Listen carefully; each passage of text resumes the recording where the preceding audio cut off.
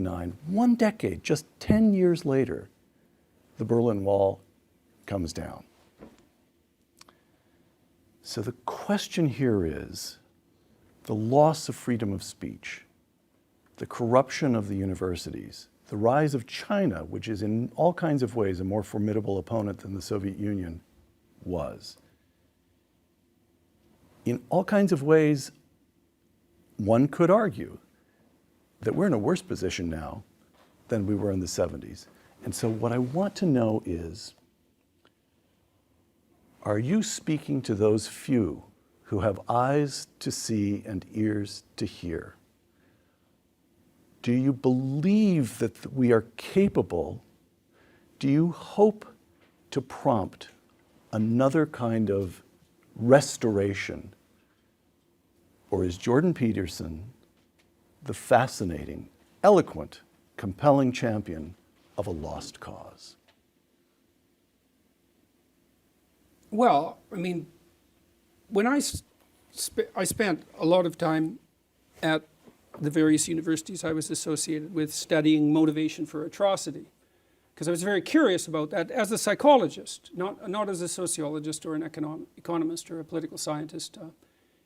You're an Auschwitz guard. Okay, what's motivating you as an individual? And I wanted to understand it well enough so that I could understand how I could do that, because one answer to that is, well, that sort of behavior is so far beyond the pale that it's completely incomprehensible. It's just a manifestation of, say, like intense psychopathy, and a normal person can't even imagine it. And I think, that evidence doesn't really suggest that, because it isn't obvious that all the people involved in the Nazi movement, for example, were criminally pathological, that they were deviations, like incomprehensible deviations from the norm.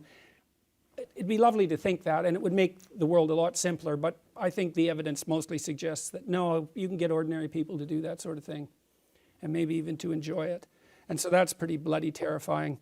And so I tried to understand that, and I think I did to some degree, although we can't go into that. A fair bit of that's a consequence of envy. It's the spirit of Cain, I would say, if you had to sum it up in a phrase.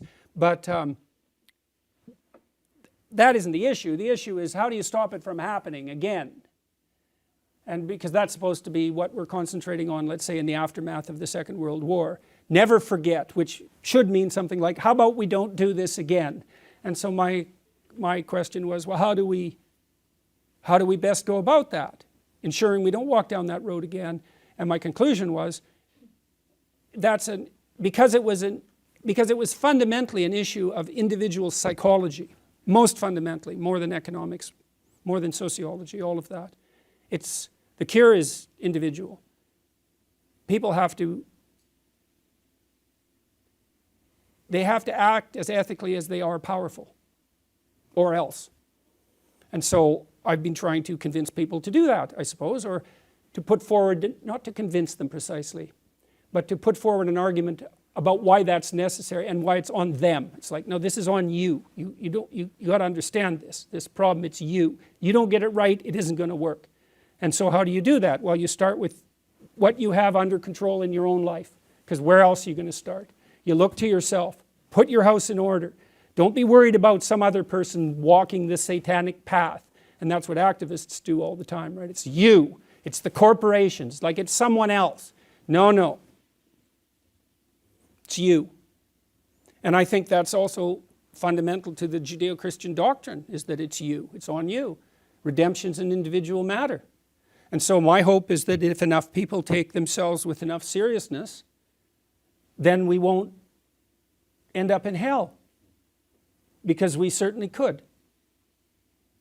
It's a high probability.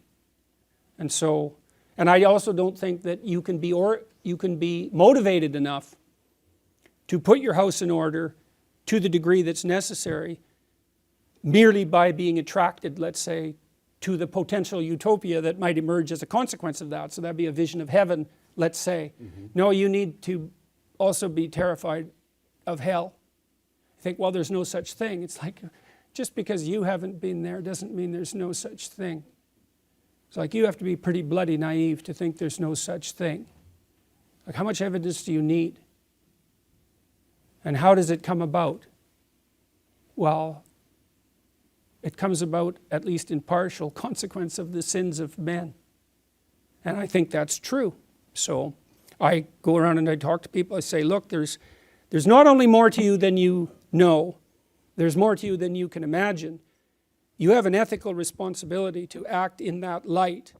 And you might claim not to believe that, but I would say, well, your whole culture is predicated on that belief, and insofar as you are an active member of that culture and a believer in its structure, then you believe it.